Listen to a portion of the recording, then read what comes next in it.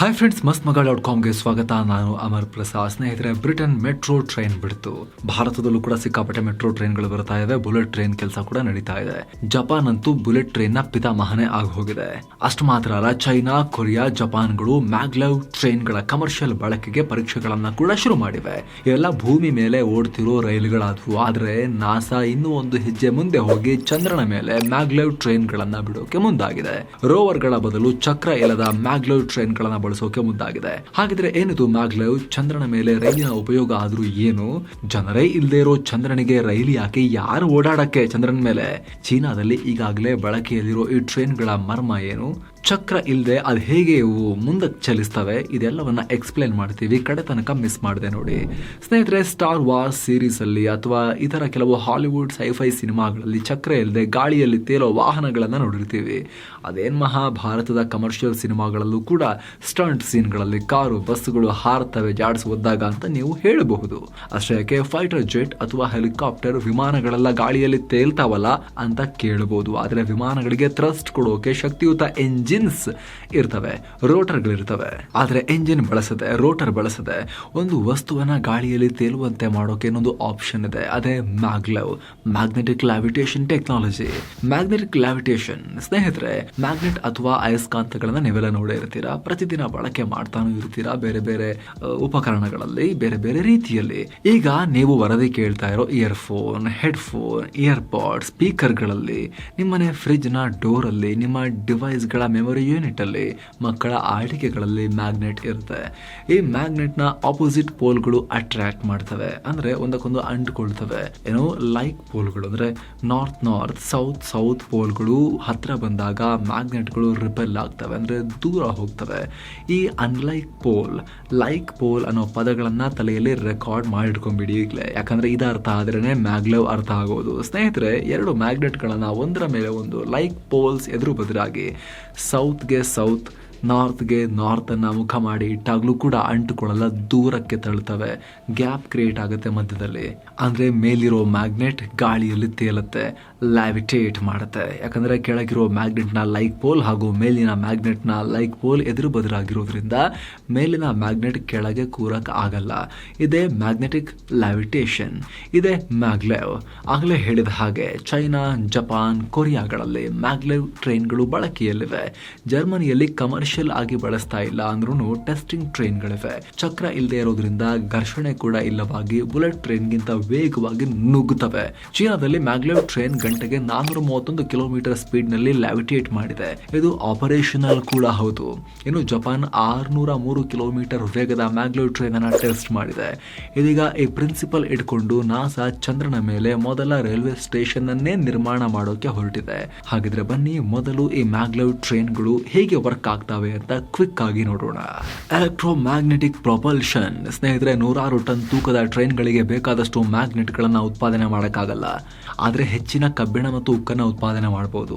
ಯಾವುದೇ ಒಂದು ಕಂಡಕ್ಟರ್ಗೆ ಅಥವಾ ವಾಹಕಕ್ಕೆ ವಿದ್ಯುತ್ ಪೂರೈಕೆಯಾದಾಗ ಅದಕ್ಕೆ ಮ್ಯಾಗ್ನೆಟಿಕ್ ಗುಣಗಳು ಬರ್ತವೆ. ಅದರ ಸುತ್ತ ಮ್ಯಾಗ್ನೆಟಿಕ್ ಫೀಲ್ಡ್ ಸೃಷ್ಟಿಯಾಗುತ್ತೆ. ಕಬ್ಬಿಣಕ್ಕೆ ಕರೆಂಟ್ ಕೊಟ್ಟರೆ ಅದಕ್ಕೆ ಮ್ಯಾಗ್ನೆಟಿಕ್ ಗುಣ ಬರುತ್ತೆ. ಹಾಗಂತ ನೀವು ಪರೀಕ್ಷೆ ಮಾಡಕ್ ಹೋಗಬೇಡಿ. ಇದೆಲ್ಲ ಸೇಫ್ ಅಟ್ಮಾಸ್ಫಿಯರ್ ಅಲ್ಲಿ ತಜ್ಞರು ಮಾಡಬೇಕು. ಹೀಗೆ ಸೃಷ್ಟಿಯಾದ ಮ್ಯಾಗ್ನೆಟಿಕ್ ಗುಣಗಳಿರೋ ವಸ್ತುಗಳನ್ನ ಎಲೆಕ್ಟ್ರೋಮ್ಯಾಗ್ನೆಟ್ಸ್ ಅಂತ ಹೇಳಲಾಗುತ್ತೆ.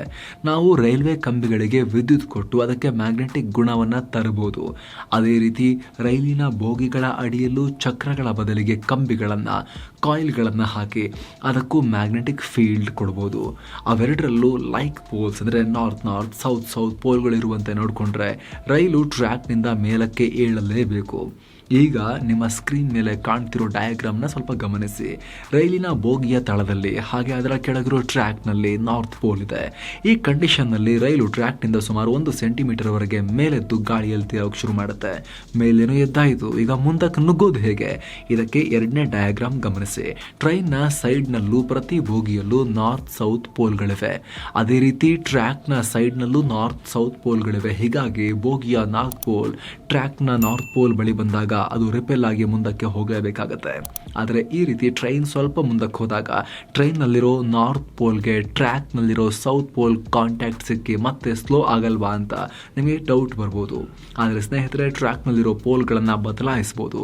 ಈಗ ಪ್ರತಿ 1 ಮೀಟರ್ಗೆ ಒಂದು ಪೋಲ್ ಸಿಗುತ್ತೆ ಅಂತ ಅಂತ ಅನ್ಕೊಳ್ಳಿ.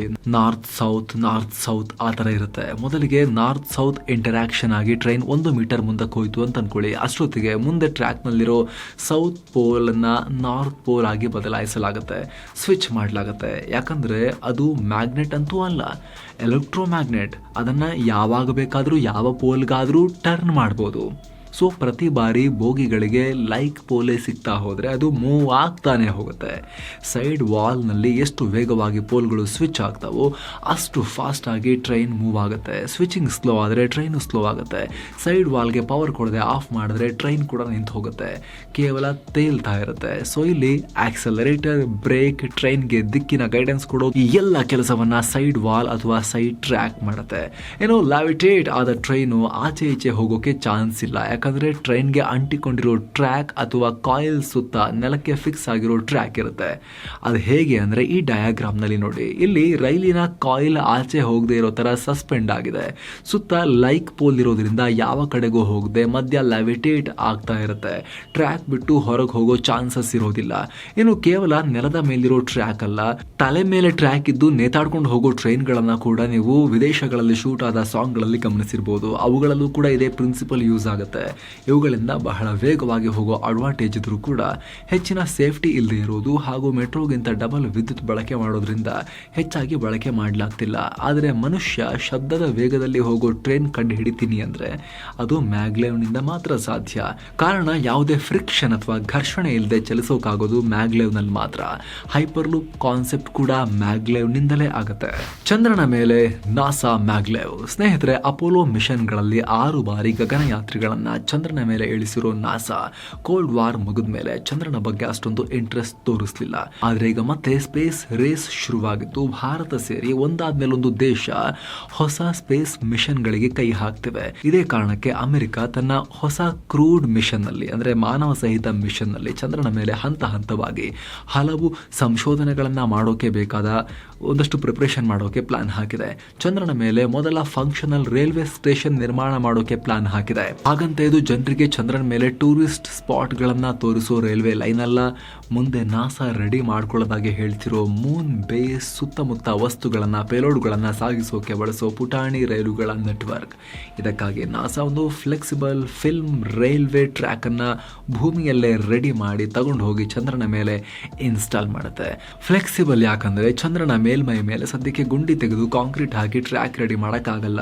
ಅದನ್ನ ಮಾಡೋ ಉದ್ದೇಶನೂ ನಾಸಾ ಆಗಿಲ್ಲ. ಚಂದ್ರನ ಮೇಲ್ಮೈ ಹಾಳು ಮಾಡದೆ ಸುಸ್ಥಿರವಾಗಿ ಸಸ್ಟೈನಬಲ್ ಆಗಿ ಸಂಶೋಧನೆ ಮಾಡೋಕೆ ನಾಸಾ ದಾರಿ ಹುಡುಕ್ತಾ ಇದೆ. ಹಾಗಾಗಿ ಒಂದು ಮಟ್ಟಿಗೆ ಸಮತಟ್ಟಾಗಿರೋ ಜಾಗ ಹುಡುಕಿ ಅದರ ಮೇಲೆ ಫ್ಲೆಕ್ಸಿಬಲ್ ಫಿಲ್ಮ್ ನ ಟ್ರ್ಯಾಕ್ ಇಡಲಾಗುತ್ತೆ. ಈ 3 ಲೇಯರ್ ಗಳ ಟ್ರ್ಯಾಕ್ ಗಳ ಮೇಲೆ ಸಣ್ಣ ರೈಲುಗಳು ಅಥವಾ ಕಂಟೈನರ್ಗಳು ಅಥವಾ ರೋಬೋಗಳು ಲ್ಯಾವಿಟೇಟ್ ಆಗ್ತವೆ. ಲ್ಯಾವಿಟೇಟ್ ಆಗೋ ರೋಬೋಗಳನ್ನ ಫ್ಲೋಟ್ ರೋಬೋಗಳು ಅಂತ ನಾಸಾ ಕರೆದಿದೆ. ಇಲ್ಲಿ ಫ್ಲೋಟ್ ಅಂದ್ರೆ ಫ್ಲೆಕ್ಸಿಬಲ್ ಲ್ಯಾವಿಟೇಷನ್ ಆನ್ ಎ ಟ್ರ್ಯಾಕ್ ಅಂತ ಫುಲ್ ಫಾರ್ಮ್ ಕೂಡ ಅದಕ್ಕಿದೆ. ಇದರ ಮೇಲೆ ತೇರೋ ರೋಬೋಗಳು ಪೆಲೋಡ್ಗಳನ್ನ ಸೆಕೆಂಡ್ಗೆ 1/2 ಮೀಟರ್ ವೇಗದಲ್ಲಿ ಆದರೆ ನಿಮಿಷಕ್ಕೆ 30 ಮೀಟರ್ ದೂರ ಲ್ಯಾವಿಟೇಟ್ ಮಾಡ್ತವೆ. ದೊಡ್ಡ ಗಾತ್ರದ ಫ್ಲೋಟ್ ಸಿಸ್ಟಮ್ಗಳು ಸುಮಾರು 1 ಲಕ್ಷ ಕೆಜಿ ತೂಕದ ರೆಗೋಲಿತ್ ಅಂದ್ರೆ ಚಂದ್ರನ ಮೇಲಿನ ಮಣ್ಣನ್ನ ಸಾಗಿಸುವಷ್ಟು ಸಮರ್ಥವಾಗಿವೆ ಅಂತ ನಾಸಾ ಹೇಳಿದೆ. ಏನು, ಈ ಫ್ಲೆಕ್ಸಿಬಲ್ ಟ್ರ್ಯಾಕ್ಗಳನ್ನ ನಾಸಾ ರೋಲ್ ಮಾಡಿ ಬೇರೆ ಕಡೆಗೆ ಹಾಕಬಹುದು. ಹೀಗಾಗಿ ಲೂನಾರ್ ಬೇಸ್ ಅಭಿವೃದ್ಧಿಯಲ್ಲಿ ಇವುಗಳು ತುಂಬಾ ಯೂಸ್ ಆಗ್ತವೆ ಅಂತ ನಾಸಾ ಅಂದ್ಕೊಂಡಿದೆ. ನಾಸಾ ತನ್ನ ಲೂನಾರ್ ಅನಲಾಗ್ ಟೆಸ್ಟ್ ಬೇಸ್ ಅಂದ್ರೆ ಭೂಮಿ ಮೇಲೆ ಸೃಷ್ಟಿ ಮಾಡಿಕೊಂಡಿರೋ ಚಂದ್ರನ ಮೇಲ್ಮೈ ವಾತಾವರಣವನ್ನ ಹಾಲೋ ಫೆಸಿಲಿಟಿಯಲ್ಲಿ ಈಗ ಆಲ್ರೆಡಿ ಲ್ಯಾವಿಟೇಷನ್ ಫಿಲ್ಮ್ ಟ್ರ್ಯಾಕ್, ಲ್ಯಾವಿಟೇಟಿಂಗ್ ರೋಬೋಗಳನ್ನೆಲ್ಲ ಇಟ್ಟು ಟೆಸ್ಟ್ ಮಾಡಿದೆ. ಆ ಮೂಲಕ ಚಂದ್ರನ ವಾತಾವರಣ ಈ ಸಿಸ್ಟಮ್ ಮೇಲೆ ಹೇಗೆ ಪ್ರಭಾವ ಬೀರಬಹುದು, ಇದು ಎಷ್ಟು ದಿನ ಕೆಲಸ ಮಾಡುತ್ತೆ ಅನ್ನೋ ಸ್ಟಡಿ ಮಾಡ್ತಾ ಇದೆ. ಈ ಕಾರ್ಯಾಚರಣೆಗಳನ್ನ NASA robotic lunar surface operations 2 ಅಂತ ಕರೆದಿದೆ.